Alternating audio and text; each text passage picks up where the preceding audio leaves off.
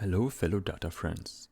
Today I will show you how to conquer Alsace-Lorraine as Prussia at the game start with just a little bit of luck.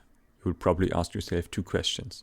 How can you beat France at game start? Prussia has 125 battalions and France has almost 200. Well, the answer is peasants. And your second question probably is, what about Austria? You surely can't beat France and Austria. And the answer is, Austria will do nothing. But we need a little bit of luck with Russia and maybe restart. At first, we will need to restructure the army. I will use 3 armies and remove the rest to minimize confusion. The first army is our professional attack army led by Moltke, because he is a really good attacker. We'll promote him so he can lead enough battalions. Then we move the artillery and lancers from the Rhine army to Moltke, and the remaining Rhine army will be our professional defense force. Every other soldier is moved to Moltke from the other armies.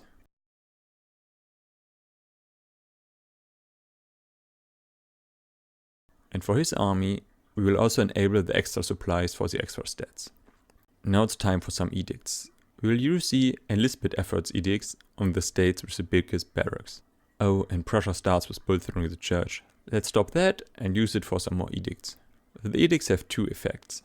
The conscription rate allows us to actually conscript an army of decent size, and the training rate is also the reinforcement rate, so we can replenish our forces faster for battalions which are based in these states. So now it's time to make a 3rd army for our peasants. Get any general and promote him to max level. Skirmish infantry here is good, but also expensive and needs a lot of material. So we will be using regular peasants. Okay, we got more than 200 battalions, so let's get a 2nd general, promote him, and add the rest of the conscripts. Now our army is ready. Let's declare war. And we will declare war for Lorraine.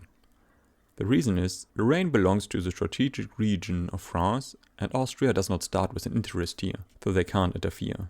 Britain and Russia can though. But Britain hates France, and Russia is luck dependent. If they roll high on sympathy, we need to restart. We will add the war goal for Alsace-Lorraine later during the deploy play. Mobilize troops. Raise conscripts. Move everyone to the front. Put everybody on defense for now. Okay, let's go. And Russia joins France immediately. Seems like we got unlucky. So, return to the main menu and start a new game. We need to start a new game to get another random seed. So I redid all the steps I showed in the beginning, declared war and moved the troops. Let's see if Russia leaves us alone this time. So we are tied with France and we have a high neutrality score. Russia even is in a deploy play in Central Asia. We are lucky this time. Fast forward until the end of the phase, and we add the war goal for Alsace-Lorraine. Speed up, and we only have to fight France. Perfect. War is expensive, so let's raise the taxes. And now we wait for our conscripts. So we got a decent number of peasants, but before we attack we want more buffs. So we enact the National Guard's law to please our military interest group. Back to the front. The French are not at full organization yet, and we got a decent 205 versus 143 battalion numbers advantage. So let's attack with Moltke. And I set military objectives just in case. There's the first battle, and we got a numerical advantage bonus. That is due to all our peasants, so we have more battalions at this front. The numerical advantage is semi-random, so you might roll low for a battle if you are unlucky. That numerical advantage is enough to overcome the better defense. Next battle. Oh, the French were attacking. Again, we got a huge numerical advantage and are clearly winning. But shouldn't our peasants be crushed by their military? Well, there are no peasants fighting. That is because commanders have a high preference to use the best troops available, and that is skirmish infantry. He even borrowed some unused troops from Moltke because he got extra supplies and better stats. So the peasant army just helps us to use more of our professional troops. Back to our offense. We got a clear numerical advantage in Strasbourg and another wind force. Attack again. Oh, seems like we are losing. We got a bad offense now, but they rolled panic retreat. Oh wow, we won. That was super close. Okay, our army is not at full manpower, so we'll wait until we got more men again. We will do a high risk, high reward move and station our army at the nearest HQ.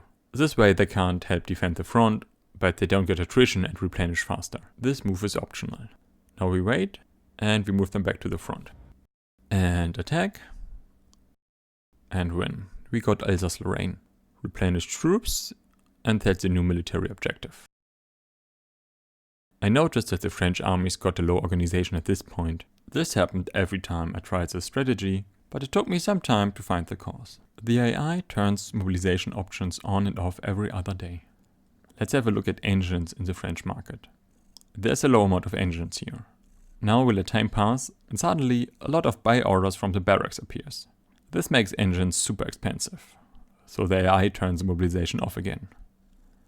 But now engines are cheap again, though the army wants to use them, and repeat. This seems like a bug to me and makes the war easier for us. But we already won several battles without this happening, so the strategy is still valid. But you may need to replenish your soldiers at the front instead of going back to an HQ. Okay, back to the war. All we need to do now is to repeat attacking with a numerical advantage and replenishing our forces until we win the war. Let me speed up.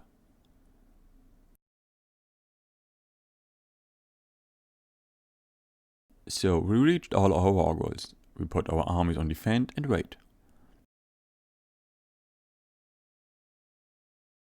And now we conquered Alsace-Lorraine by mid-1938.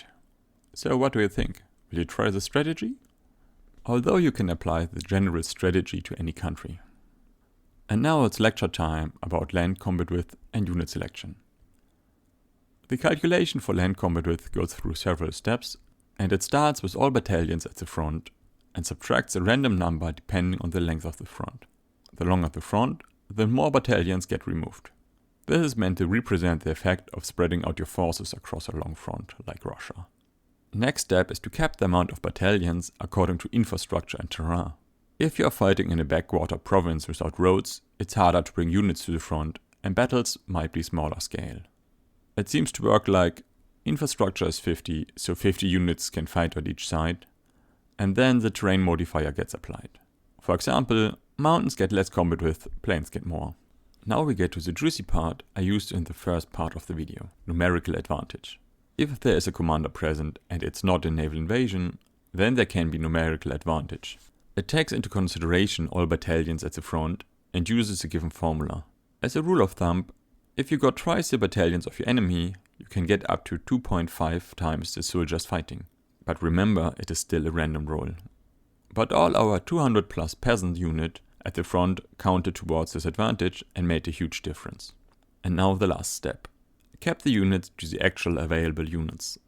The defending side can use all units at the front, but the attacker can only use the actual attacking units.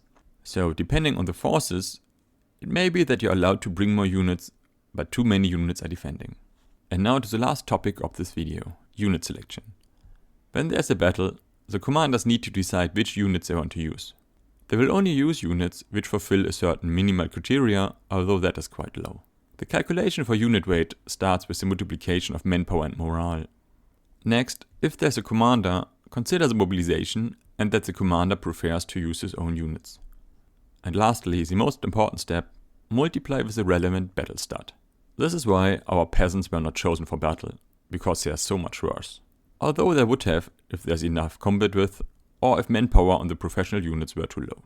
If you want to learn how to bully a country into backing down, click on the top video. Thanks a lot for watching. If you liked the video, please consider liking and subscribing.